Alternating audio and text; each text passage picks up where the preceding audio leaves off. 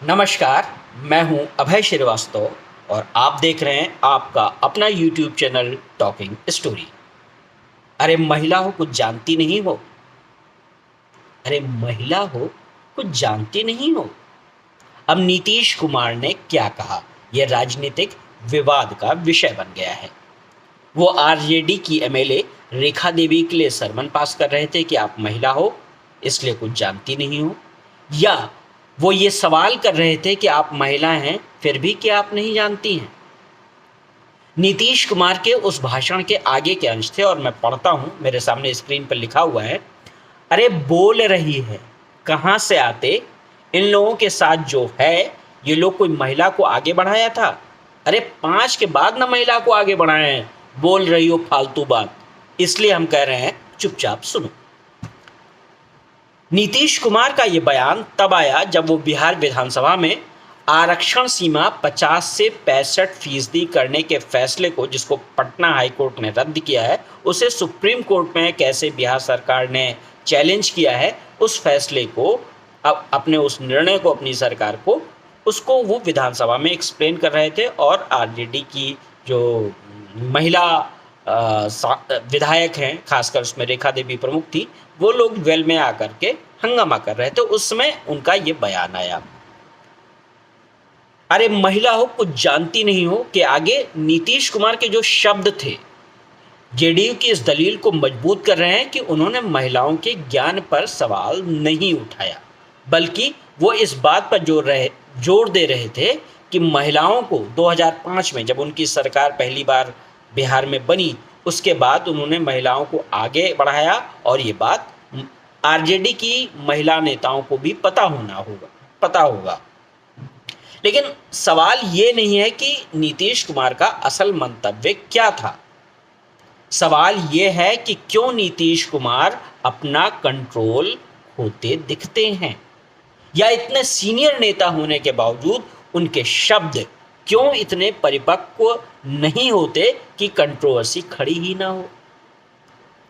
आप सभी को याद होगा कि फैमिली प्लानिंग पर नीतीश कुमार जब अपनी सरकार के काम को एक्सप्लेन कर रहे थे तो वो क्या कह गए थे, उनके शब्दों से कैसा बवंडर उठा था, कैसा तूफान खड़ा हुआ था और कैसी परिस्थितियां बनी थी।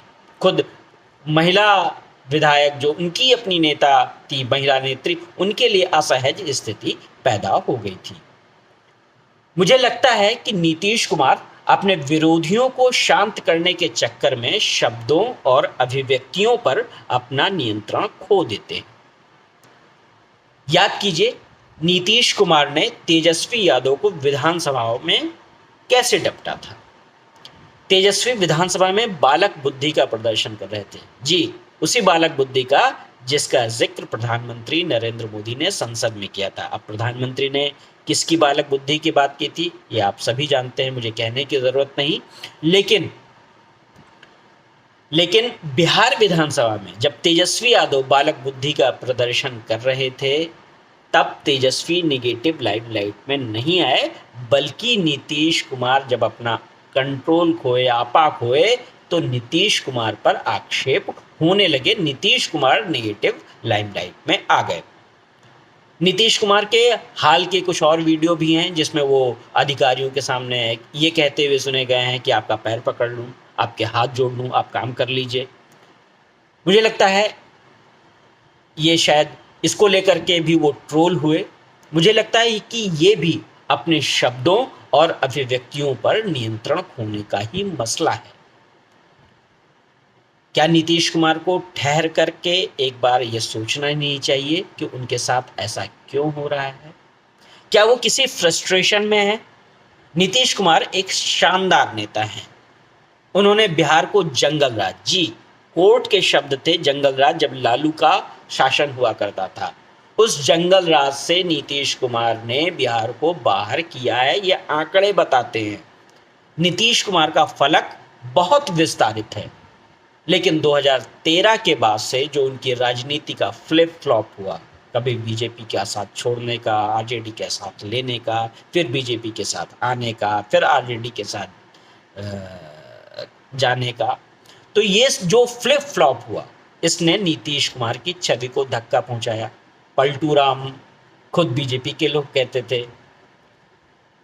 हो सकता है कि नीतीश कुमार की जो शब्दों और अभिव्यक्तियों पर नियंत्रण हो रहा है वो इसी फ्रस्ट्रेशन का नतीजा हो कि उनको उनकी छवि को डेंट लगा है। लेकिन फ्लिप फ्लॉप तो हो चुका है। ऐसे में क्या उनको अपने आप को री इन्वेंट करने की ज़रूरत नहीं है? अगर री इन्वेंट नहीं करेंगे खुद को नीतीश कुमार, तो इतिहास में कुछ भी बोल देने और कुछ भी कर देने वाले नीतीश कुमार के तौर पर जाने जाएंगे, जबकि उनकी वास्तविक पहचान बिहार को री इन्वेंट करने की है।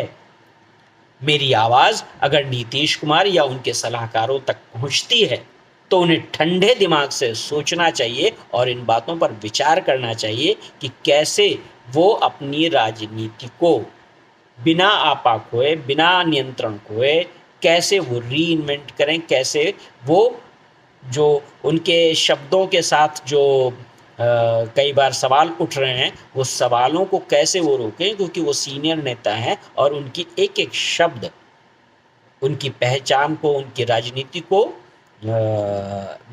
आइडेंटिफाई करती है। मुझे लगता है कि ठंडा ठंडा कूल कूल ऑलवेज पेस, सो नीतीश कुमार को भी ठंडा ठंडा कूल कूल रहना चाहिए। आपको मेरी ये एनालिसिस कैसी लगी आप मुझे ज़रूर बताएं। मेरे चैनल को सब्सक्राइब करें, बेल आइकन दबाएं और मैं आपको ऐसी ही एनालिसिस राजनीतिक मसलों पर आगे भी देता रहूँगा। धन्यवाद, नमस्कार।